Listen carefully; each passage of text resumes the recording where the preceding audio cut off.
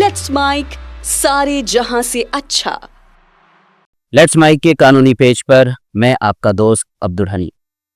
भारत दुनिया का सबसे बड़ा लोकतांत्रिक देश। लोकतंत्र के 3 सबसे महत्वपूर्ण स्तंभ न्यायपालिका, कार्यपालिका और विधायिका। बीते कुछ दिनों से जुडिशरी और लेजिस्लेशन के बीच में हमने टकराव की स्थिति देखी।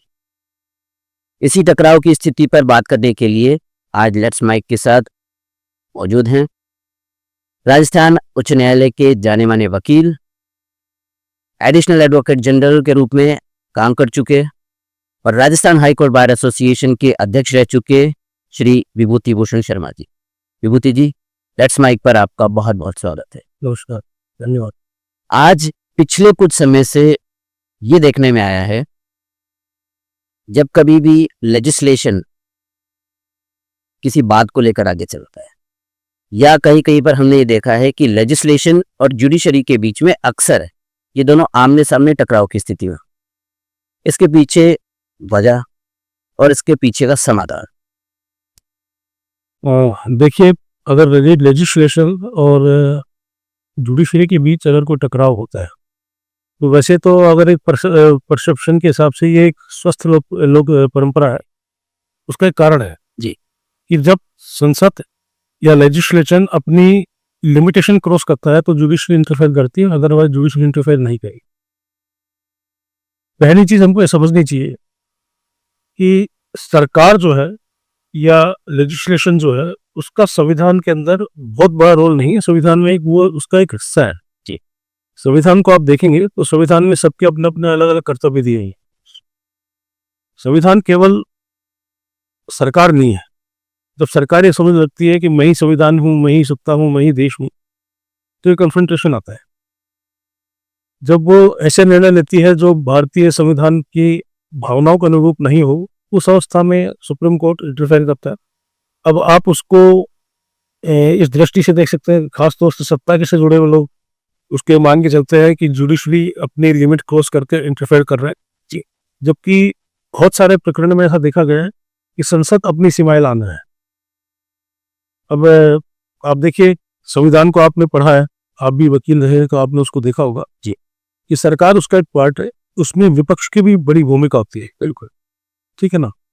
उसमें जुडिशरी की भूमिका बड़ी सिग्निफिकेंट है। जब लगता है कोई सरकार ऐसा कानून बना रही है जो भारतीय संविधान के अनुरूप नहीं है तो जुडिशरी को इंटरफेयर करना ही पड़ता है। इसी तरह इसमें सीएजी का प्रावधान है जी, ऑडिटर जनरल का। इसी तरह इसमें महाधिवक्ता का प्रावधान है। इस तरह बहुत सारे अंग संविधान के अंदर दिए हुए हैं कि जो एक दूसरे के ऊपर अंकुश रखे, एक दूसरे का नियंत्रण करें। चुनाव आयोग है जी। प्रॉब्लम तब आती है जब कोई भी संस्था या कोई भी जो अंग जी अपना कार्य संविधान के अनुरूप नहीं करता तो ये सुप्रीम कोर्ट का दायित्व है, क्योंकि सुप्रीम कोर्ट भी मुख्य कस्टोडियन है संविधान का। बिल्कुल, जिसका काम है कि वो प्रॉपर संविधान को इंटरप्रेट करे जी, कानून को इंटरप्रेट करे। तो वो ऐसी स्थिति में इंटरफेयर करता है जो कभी कभी सत्ता पक्ष को नागवार गुजरता है, इसलिए प्रॉब्लम्स आती है। लेकिन ये स्वस्थ लोकतंत्र की एक पहचान है कि ये टकराव होते रहना चाहिए। मैं सोचता हूँ कि गलत भी है। मैं बात करना चाहूंगा जुडिशियल एक्टिविज्म की। जुडिशियल एक्टिविज्म क्या लोकतंत्र के लिए खतरा है या आप इसे लोकतंत्र को मजबूत करने की दिशा की तरफ देखते हैं? नहीं, जुडिशियल एक्टिविज्म तब खतरनाक है जब वो अपनी लिमिट से क्रॉस करता है जी।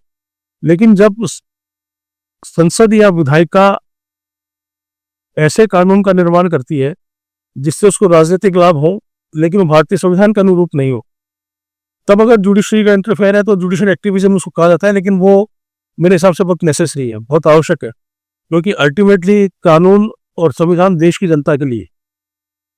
देश की जनता का मतलब ये नहीं है कि सत्ता पक्ष किसी को अपीज करना चाहे तो उसी के लिए कानून बनाए। वो कानून समग्र जनता के लिए होना चाहिए। जब समग्र जनता के लिए कोई कानून होता है तो उसमें ऐसा कभी दिखने में नहीं आया कि जुडिशरी ने कोई इंटरफेयर किया हो या उसमें उसका एक्टिविज्म वाला कोई रोल आया हो। आपने भी रिसेंट में देखे होंगे सारे प्रॉब्लम्स, जब भी माननीय उपराष्ट्रपति महोदय ने जो टिप्पणी की, जो न्यायविद लोग हैं उनको टिप्पणी बिल्कुल नागवार गुजरी। अब उपराष्ट्रपति खुद अपने आप में एक संस्था है। उनको सत्ता का पक्ष लेकर इस तरह से टिप्पणी करना मेरे हिसाब से गैर अनुचित है। जो भी न्याय को समझता है, जो भी कानून को समझता है, उसकी दृष्टि में भी वो गलत है, क्योंकि उन्होंने शायद सुप्रीम कोर्ट को सुपर पार्लियामेंट कहा। तो ये तंज है जो उनको नहीं किया जाना चाहिए। कम से कम संस्था इतने बड़े, इतने महत्वपूर्ण ओहदे पे बैठे हुए आदमी को इस तरह इंटरफेयर नहीं जाना चाहिए, जो लगता है कि वो अपना नंबर स्कोर कर रहा है सरकार के सामने, क्योंकि अल्टीमेटली अपॉइंटमेंट्स तो सरकार करती है, डायरेक्ट इनडायरेक्ट रूप से सरकार की बड़ी सिग्निफिकेंट भूमिका होती है उसमें। तो ये सब सरकार को खुश करने के लिए जिस तरह से संस्थाएं काम कर रही हैं, चाहे चुनाव आयोग काम कर रहा है या अन्य संस्थाएं काम कर रही हैं, तो उस समय फिर सुप्रीम कोर्ट को इंटरफेयर करना ही पड़ता है। बड़ा दुर्भाग्य की बात है कि सुप्रीम कोर्ट के भी कुछ निर्णय ऐसे आए जिन पे उंगलियां उठी हैं जी। और कहना नहीं चाहिए, लेकिन कुछ बातें ऐसी थी जिनमें जो विधि के एक्सपर्ट लोग हैं, जो लॉ के एक्सपर्ट लोग हैं, उन्होंने माना है कि ये सुप्रीम कोर्ट का जो फैसला है ये भारतीय संविधान के अनुरूप नहीं है, खिलाफ। तो वो भी एक सत्ता को अपीज करने की या उस पक्ष में देखा गया है, लेकिन वो हो जाता है कभी कभी। तो बावजूद इसके अब ये नहीं कह सकते कि जुडिशरी पाक साफ नहीं है। जुडिशरी मेरे हिसाब से इस देश में अगर कोई सबसे ट्रस्टवर्दी संस्था आज की तारीख में है, जनता जिसमें सबसे ज्यादा यकीन करती है, वो न्यायपालिका ही है। सुपर पार्लियामेंट का भी एक्टिव है। न्यायपालिका पर, जुडिशरी पर अक्सर सुपर पार्लियामेंट के तौर से काम करने का आरोप लगता है। सुपर पार्लियामेंट यानी पार्लियामेंट से बड़ी चीज। लेकिन संविधान को अगर हम देखते हैं तो संविधान के अंदर पे कॉन्स्टिट्यूशनली शक्तियों का बाइफर्केशन किया हुआ है। क्या संविधान न्यायपालिका को, जुडिशरी को पावर देता है कि अगर लेजिस्लेशन के द्वारा या लेजिस्लेशन की ओर से ऐसा कोई काम किया गया है, ऐसा कोई एक्ट बनाया गया है जिसमें इंटरफेरेंस किया जा सके, और सुप्रीम कोर्ट अगर उसमें इंटरफेरेंस करता है, तो क्या हम इसे सुपर पार्लियामेंट की कैटेगरी में रखेंगे? नहीं, बिल्कुल सुपर पार्लियामेंट जैसी कोई चीज नहीं है। जुडिशरी अपना काम करती है और जुडिशरी पर अधिकार है कि वो लॉ को प्रॉपर इंटरप्रेट करें, संविधान को प्रॉपर इंटरप्रेट करें। अगर कोई भी काम संविधान है, संस्था है, क्या नाम है उसका, संसद ने या लेजिस्लेशन ने ऐसा काम किया है जो संविधान की मूल भावना के खिलाफ है, तो अगर उसमें इंटरफेयर है तो किसी प्रकार सुपर पार्लियामेंट जैसी कोई चीज नहीं। सुपर पार्लियामेंट क्या है? हाइपोथेटिकल इमेजिनेशन है, वो एक तंज है। वो भी तंज जो है वो बिल्कुल गैर वाजिब है जी, और मैं तो उसको कंडेम करता हूँ कि इस तरह का कम से कम न्यायपालिका को दबाव में लाने के तरीके हैं जो नहीं किए जाने चाहिए। अभी आप बता दीजिए रिसेंटली ऐसा सुप्रीम कोर्ट ने कौन सा ऐसा निर्णय किया है कि जो संविधान के अनुरूप नहीं रहा हो? मुझे तो ऐसा कोई निर्णय नजर आया नहीं। कुछ निर्णय पे उंगलियां उठी, ठीक है, राम मंदिर वाले निर्णय को लेके कुछ बातें उठी थी।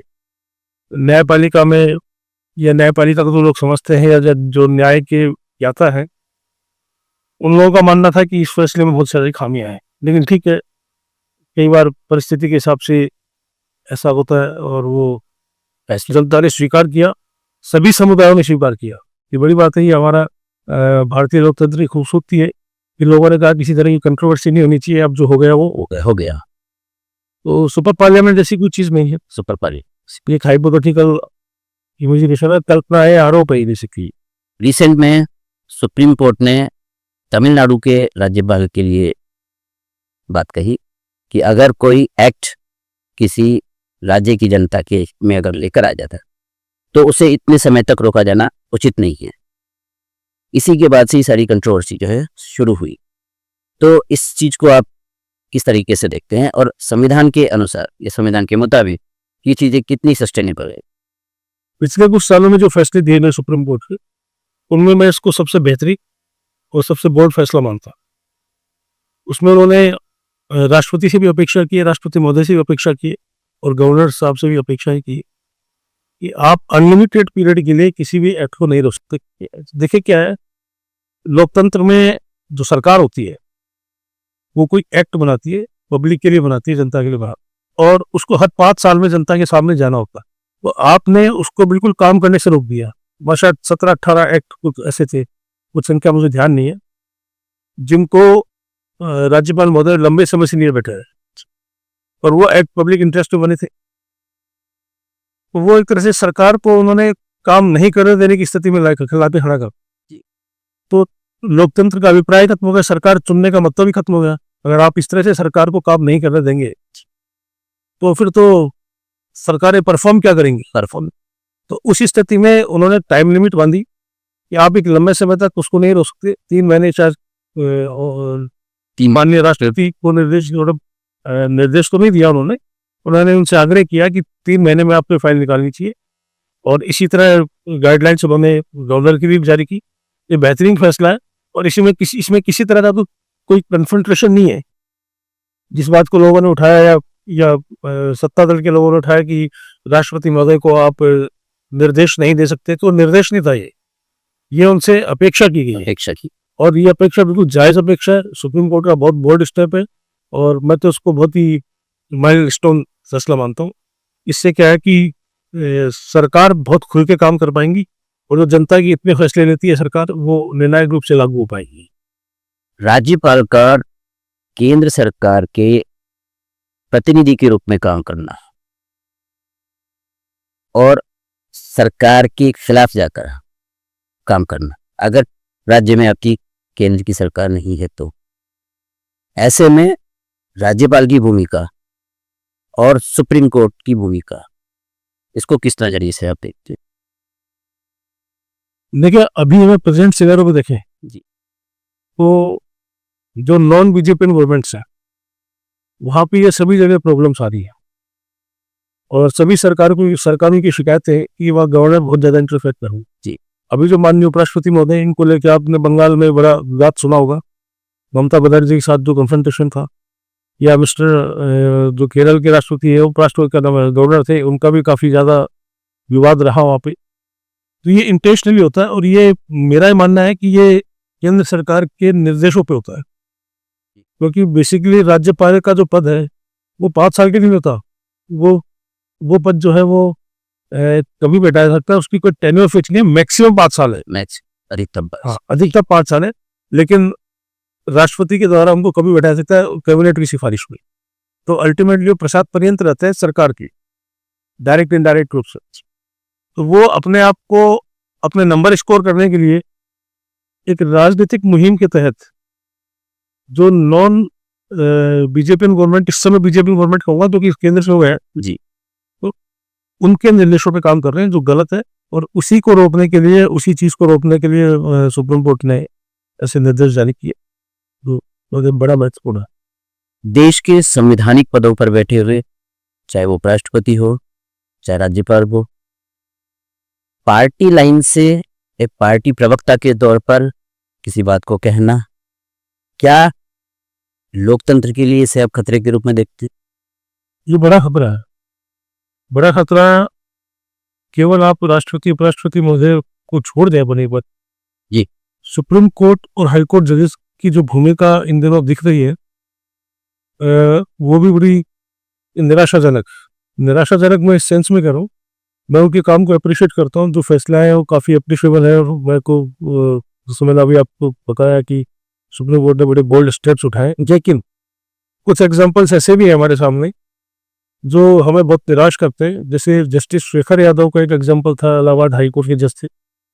वो एक ऐसे ऑर्गेनाइजेशन में जाते हैं, विश्व हिंदू परिषद की या बजरंग दल का कार्यक्रम था, जिसमें उनको नहीं जाना चाहिए, क्योंकि जब आप ओथ लेते हैं तो आप सेकुलर कंट्री को रिप्रेजेंट करते हैं, और उसके दायित्वों को निर्वहन करने के लिए आप ओथ लेते हैं जी। तो आपको किसी भी तरह के धार्मिक संगठन या किसी तरह के धार्मिक कार्यक्रमों से दूर रहना चाहिए, स्पेशली फैनेटिक ऑर्गेनाइजेशन हो जाए तो बिल्कुल दूर रहना चाहिए, चाहे वो इस्लामिक फैनेटिक हो चाहे वो हिंदू फैनेटिक हो।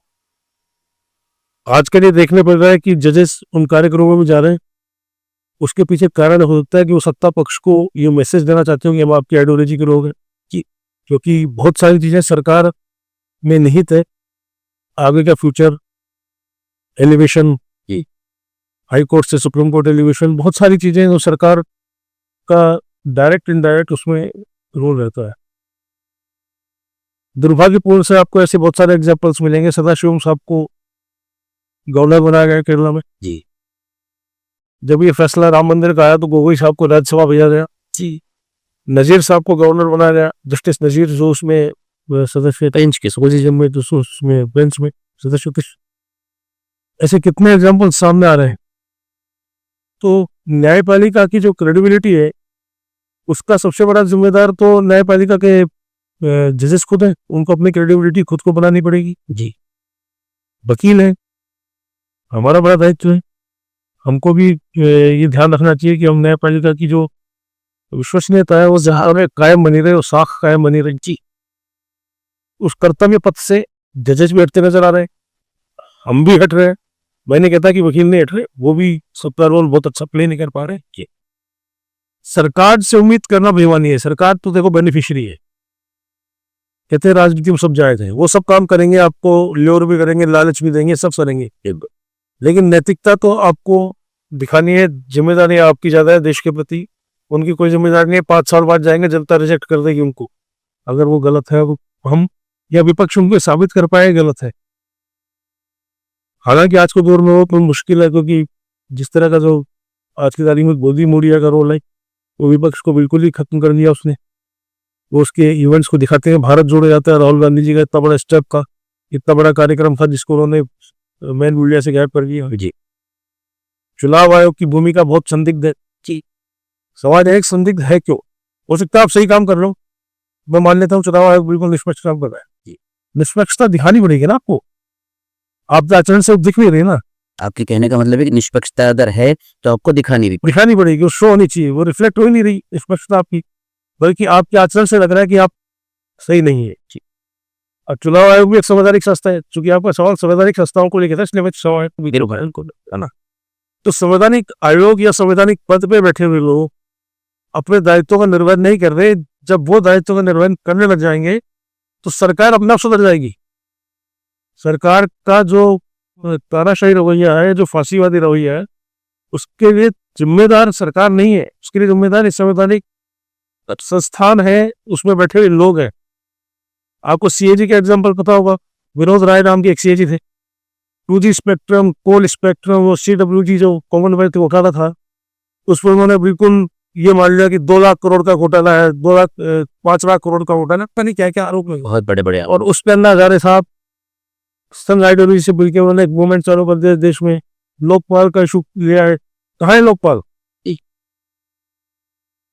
ये दिखा तो लोकपाल जिस चीज को लेके सत्ता में आए थे 2014 में। जी, एक भी चीज रिफ्लेक्ट हुई, आपको दिखी कहीं हुई, एग्जीक्यूट हुई? जी नहीं। बल्कि हुआ क्या 2G spectrum zero loss story Kapil Sibal साहब ने कहा था, वो साबित हुई। न्यायालय में केस पिटा, न्यायालय ने कहा कि एक भी सबूत भ्रष्टाचार का नहीं है।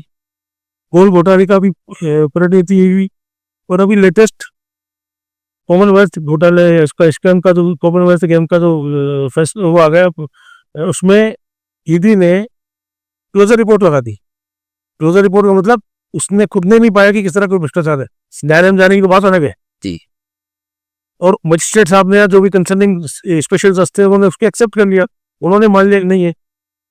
आपने पूरी तरह देश की जनता को ठगा, और जिम्मेदार है विपक्ष नहीं था उस समय जिम्मेदार, मतलब मेरा मतलब संघ और बीजेपी नहीं थी, क्योंकि उनका ना प्यार आरोप लगाना। जी, जिम्मेदार थे विनोद राय, जो संवैधानिक पद पर, जो संवैधानिक पद थे। अगर वो अपना दायित्व ईमानदारी से निभाते तो आज देश जो 12 साल से 11 साल से इस सरकार को झेल रहा है, नोटबंदी हमने झेली, जीएसटी हम झेल रहे हैं, पेंसिल, कागज, पेन, खाने पीने की चीजें जो आजीविका की वस्तु है उन पर टैक्स झेल रहे हैं।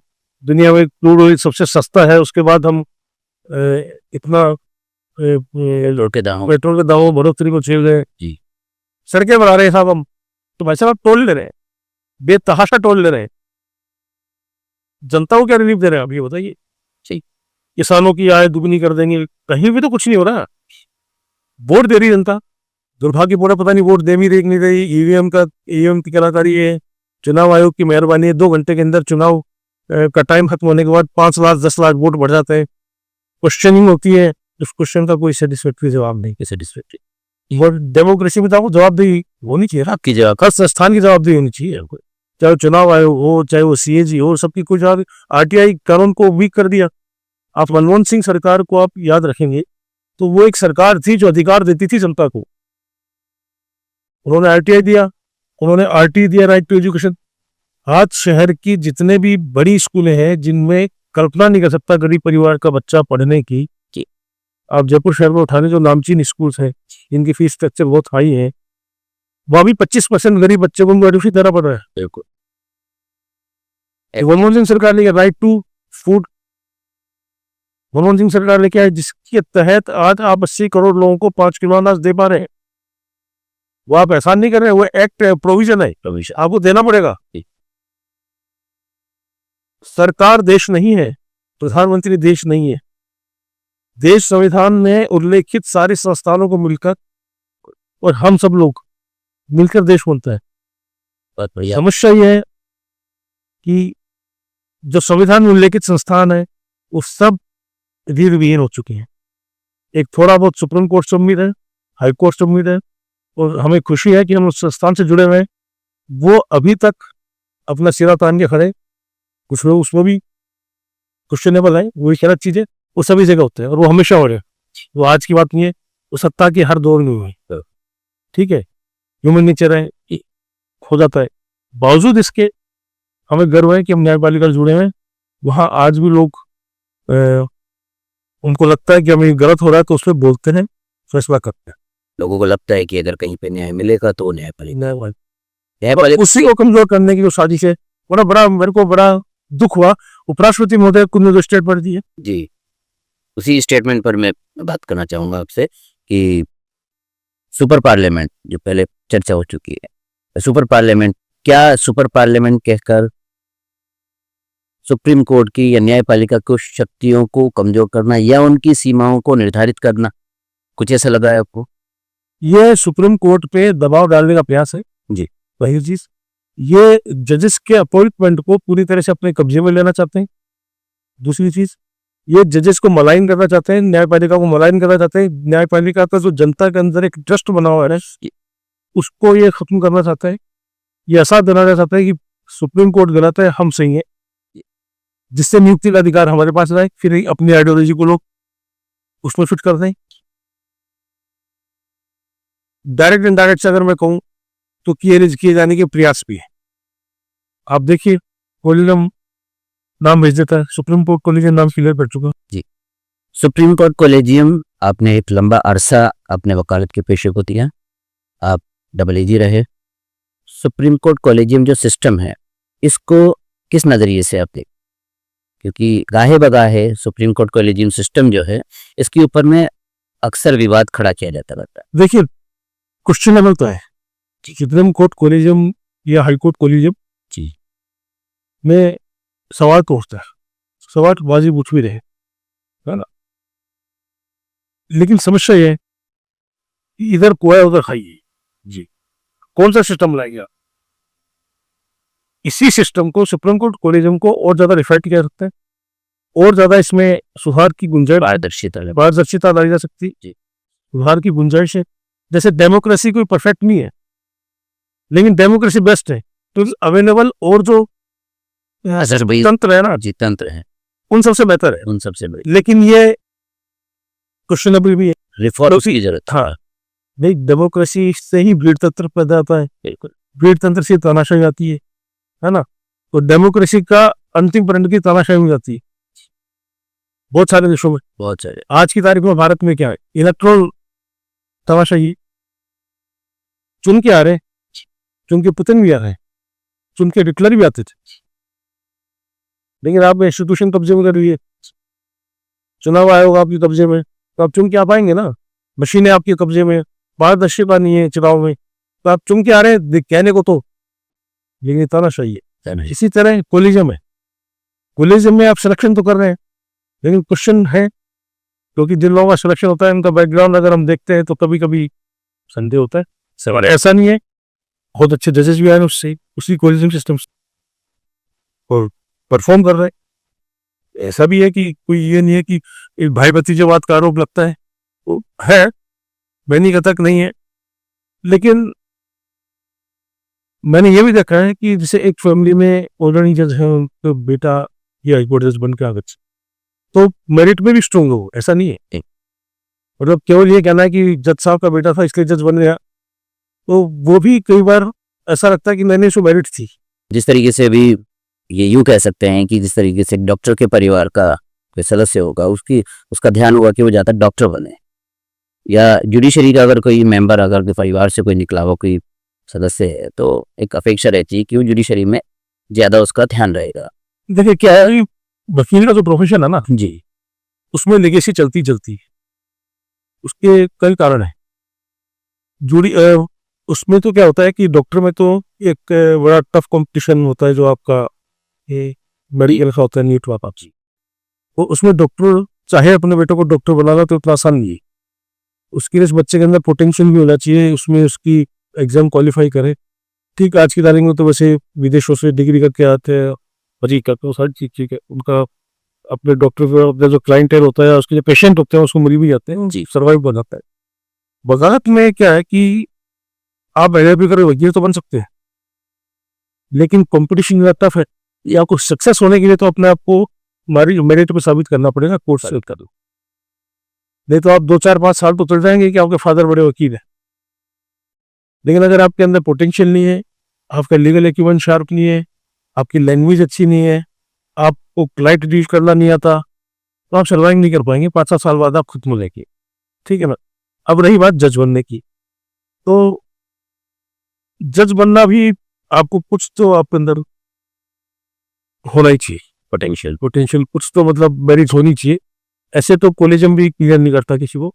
आप ये कह सकते हो कि जो कॉलेजम ने नाम भेजे उनसे बेटर 3 लोग और थे, लेकिन आप ये नहीं कह सकते कि जिसको भेजा बिल्कुल डफर था। तो इसलिए कॉलेजम सिस्टम में सुधार गुंजाइश है, लेकिन ऐसा नहीं है कि बिल्कुल ही खराब है। सरकार जो लाना चाहती है उसमें तो वो आइडियोलॉजी के लिए बहुत ज़्यादा सरकार की आइडियोलॉजी के लोग ही आ जाएंगे, और वो जब आइडियोलॉजी के लोग आते हैं तो दिक्कत होती है, क्योंकि आप विश्वविद्यालय में देखिए और ओबीसी को देख लीजिए, आप चुनाव आयोग देखिए, बिल्कुल सब गड़बड़ झाड़ा। जुडिशरी और लेजिस्लेशन के बीच में टकराव का मुख्य कारण अगर हम देखें तो क्या शक्तियों की जो पावर्स जो कॉन्स्टिट्यूशन जो लेजिस्लेशन और जुडिशरी को देता है, क्या इनकी सीमाएं स्पष्ट नहीं? क्या इसका मुख्य कारण? भारतीय संविधान दुनिया का श्रेष्ठ संविधान है जी। भारतीय सीपीसी, भारतीय आईपीसी, भारतीय एविडेंस एक्ट, स्पेशली जो अब नाम बदले बीएनएस बीएसएस है ना, बीएनएस और बीएनएस जी, इनसे बेहतर लो दुनिया में कहीं भी। आप वहां की जब ये लोगों ने बनाया तो उनके पता था 50 साल बाद भी क्या समस्या आ सकती है, उसका समाधान भी आपको मिलेगा जी। यूनिक से यूनिक केस ले आइए, उसका भी रास्ता के अंदर ही मिलेगा आपको, ठीक है ना। आपको खोजना है। भारतीय संविधान में जो संविधान सभा ने जिस तरह से इसको बनाया वो अद्वितीय है, यूनिक है। वो सबकी शक्तियां तय है, सबकी सीमाएं तय है, लेकिन सुप्रीम कोर्ट को एक विशेष शक्ति उसमें दे रखी है कि सबसे अहम व्याख्या का सुप्रीम कोर्ट ही है जी। लो को इंटरप्रेट सुप्रीम कोर्ट ही करेगा, और ये तो ताकत है सुप्रीम कोर्ट के पास। यही वो ताकत है जो डेमोक्रेसी को डेमोक्रेसी बना के रख रखी है। अदरवाइज सरकार की नीयत में तो आपको हमेशा खोट ही मिलेगा। कोई भी सरकार डेमोक्रेसी को पसंद नहीं करती है। नेहरू का जमाना नहीं है, नेहरू का शासन होता है तो हमें सवाल उठाने की जरूरत नहीं थी, क्योंकि नेहरू जी तो वो थे जो जिन्होंने तय किया कि डेमोक्रेसी होनी चाहिए। नहीं वो चाहते तो वन पार्टी सिस्टम कर सकते, बिल्कुल। इंदिरा गांधी का जमाना नहीं है, इंदिरा जी ने इमरजेंसी लगाई, इमरजेंसी जो थी उसको क्रिटिसाइज किया जाना चाहिए, लेकिन वो भारतीय संविधान के प्रावधान के अनुसार था। उसमें एक अनुच्छेद है कि विशेष परिस्थिति में आप इमरजेंसी लगा सकते हैं, तो वो इमरजेंसी संवैधानिक थी, गैर संवैधानिक नहीं थी। आप चीज को समझिए। और उस इमरजेंसी के बाद इंदिरा गांधी ने ही इलेक्शन कराए। अगर उनकी नीयत में खोट होता तो इमरजेंसी को चलने देती, कौन रोक रहा था उनको? एब्सोल्यूट पावर थी इनके पास इमरजेंसी में। नहीं, डेमोक्रेसी को जीवित रखना है तो 2-2.5 साल बाद उन्होंने इमरजेंसी विड्रॉ कर इलेक्शन कराया, को पता था मैं इलेक्शन हारूंगी, तो भी चुनाव में गई वो। अब वो लोग है नहीं जो लोग भी है। अब इलेक्ट्रल इमरजेंसी, आप वोट दे दीजिए, आपको नहीं पता है कि आपके वोट से आदमी जीत रहा है, कुछ नहीं पता आपको। हो सकता है वोट उनको कमा रहे हो, रियलिटी में पक्ष में आ रहे हो, कुछ भी हो सकता है, संभावना बहुत कुछ संभावना है। ये जो क्वेश्चन और ये जो डाउट क्रिएट हो रहा है, इसके पीछे कारण संवैधानिक संस्थाएं ही हैं, चुनाव आयोग ही है, पुलिस प्रशासन है, ब्यूरोक्रेसी है, बहुत सारे लोग हैं। यहाँ पे आके कभी कभी सुप्रीम कोर्ट भी क्वेश्चन, उस पर भी क्वेश्चन आता है कि जब इतनी बातें उड़ रही है, जब इतना सवाल उठता है, उनको भी इनिशिएटिव लेना चाहिए। इतनी पिटिशंस भी उन्होंने खारिज कर इस वजह से जी। तो जब इतने संदिग्ध, आप देखिए 5 बजे 6 बजे पोलिंग खत्म होती है, 3 बार बताया जा रहा है कि अभी वोटिंग 10 लाख हुई थी, मालूम चला कि 2 घंटे बाद वो वोटिंग 12 लाख हो गई, 3 घंटे बाद वो वोटिंग 13 लाख हो गई। ऐसे हो गई कैलकुलेशन में, बहुत सारे क्वेश्चन हैं। उस पर भी मेरे को लगता है सुप्रीम कोर्ट को है, लेकिन अब पता नहीं, हो सकता है सुप्रीम कोर्ट इस बात से सेटिस्फाइड हो कि ऐसा नहीं होता होगा, या चुनाव आयोग जो पक्ष उनके सामने रखता है वो क्या रखता है। को अब कई परंपराएं नहीं भी चली ना, बंद लिफाफे में भी सरकार आर्ग्यूमेंट, वो अपने कागजात देती है, वो खुला भी नहीं आता, फैसला आता है, तो ऐसा भी तो हो रहा है ना। तो मैंने क्या कहा कि अल्टीमेटली इंस्टीट्यूशन की क्रेडिबिलिटी बनाने का काम उनका खुद का है, जो लोग उस इंस्टीट्यूशन को चला रहे हैं। अदरवाइज हर संस्थान पे क्वेश्चंस है, जो गलत है, जो लोकतंत्र के लिए ठीक नहीं, ठीक है, खतरा है। पब्लिक के प्रति जवाबदेही सुप्रीम कोर्ट की भी है, प्रधानमंत्री की भी है, सरकार की भी है, विपक्ष की भी है, चुनाव आयोग की भी है, सीएजी की भी है, सभी की है। पब्लिक के प्रति, आम आदमी के प्रति, रामलाल श्यामलाल के प्रति सबकी जवाबदेही। और सबसे ज्यादा पीड़ित और सबसे ज्यादा इग्नोर वही बता आम आदमी। अब बात करते हैं आपके पर्सनल व्यक्तित्व पे। अक्सर हमने आपकी शायरियाँ और आपकी कविताएं हमने पढ़ी हैं, कुछ ऐसा 2 लाइनें जो आज के वर्तमान दौर में सटीक बैठती हों। तो बड़ा मुझसे क्वेश्चन है। मैं तो जिगर मुरादाबादी साहब का एक शेर है जो मेरे को बहुत पसंद आता है कि उनका जो फर्ज है वो अहले सियासत जाने, मेरा पैगाम मोहब्बत जहाँ तक पहुँच है। बहुत तो मैं तो इस शेर को अपना, मैं क्या कहते हैं उसको, टैगलाइन मान जाता हूँ। मैं इसको अपने सोशल मीडिया पर भी इस शेर को अपना बना रखा है, व्हाट्सएप पे स्टेटस होता है। तो मेरा तो मानना है कि दुनिया में हर अच्छी चीज अगर जिंदा है तो मोहब्बत से नहीं, नफरत और घृणा से नहीं है। क्योंकि गांधी जी ने कहा है कि आंख के बदले आंख पूरी दुनिया को अंधा हो दी। जी, खून से खून में नहीं बोलता, नफरत से नफरत सच में। तो एक आंख के बदले आंख पूरी दुनिया को अंधा भरा बस। तो बेसिकली आदमी को जाति धर्म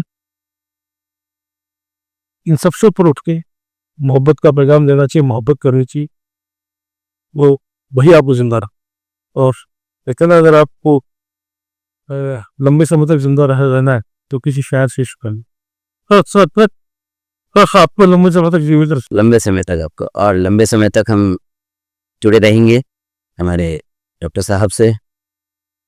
फिलहाल कानूनी पेज में इतना ही। जाते जाते डॉक्टर साहब का शुक्रिया अदा करेंगे, धन्यवाद देंगे कि आप हमारे माइक पर आए और कानून से संबंधित, संविधान से संबंधित जुड़ी इतनी सारी बातें आपने, प्राविधान सहित आपने हमें बताया। आपका बहुत बहुत धन्यवाद। और चर्चा जारी रहेगी किसी और टॉपिक के ऊपर में। मुझे ये जान के बड़ी खुशी हुई कि जयपुर के अंदर एक ऐसा प्रयोग प्रारंभ हुआ है लेट्स माइक के नाम से, जिसका उन्वान है, और ये सभी सोशल मीडिया पे मिलेगा, आपको रेडियो पे भी मिलेगा, और इसकी अपनी एक ऐप भी है जो 8 या 9 तारीख को शायद स्टार्ट होगी। तो और इसमें है जनता की आवाज़ है, जनता के लिए जनता की आवाज़। और मैं आपको शुभकामनाएं देता हूँ कि आप बहुत कम समय के अंदर इतनी बुलंदी पे पहुंचेंगे कि आपका नाम पूरे भारत में होगा और आप सही मायने में जनता की सेवा करेंगे, डेमोक्रेसी की रक्षा करेंगे, और स्पेशली वो संस्थान जिनसे डेमोक्रेसी को खतरा होता जा रहा है उनको आप आगाह करेंगे, उनको शिक्षित करेंगे। धन्यवाद। धन्यवाद। आप सुन रहे थे let's make more than radio. Follow कीजिए हमें हमारे सोशल मीडिया प्लेटफॉर्म्स पर। It's time for news. It's time for more than radio. presenting the first radio news app, Let's Mike. Let's Mike, a news-based app on your phone where you get to watch and listen news, talk shows, interviews, radio show podcasts. On Let's Mike, you get all relevant information of TV, print, radio, podcast, and digital. Let's Mike talks about every segment of life.